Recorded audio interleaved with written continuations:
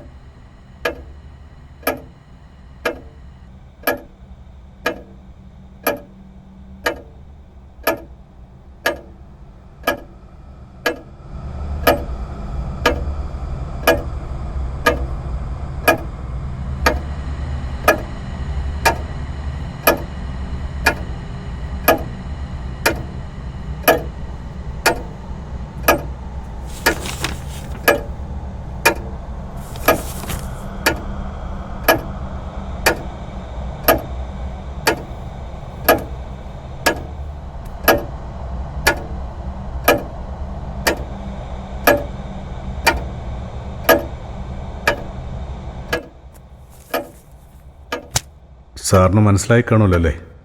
U are under arrest.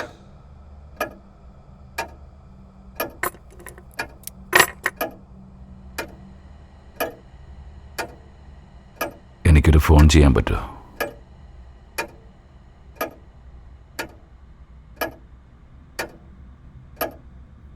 U have to hand over your guns.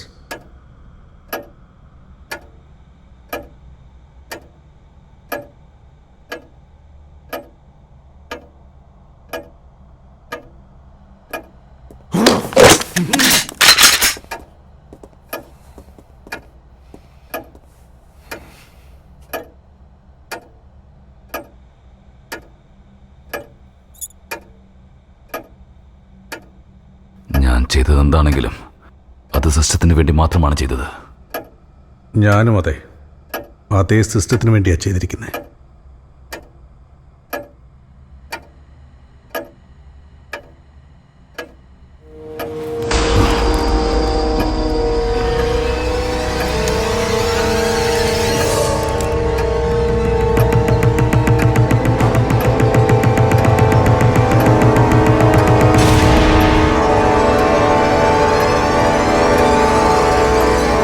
ഈ കാര്യം ഹാപ്പിയല്ല.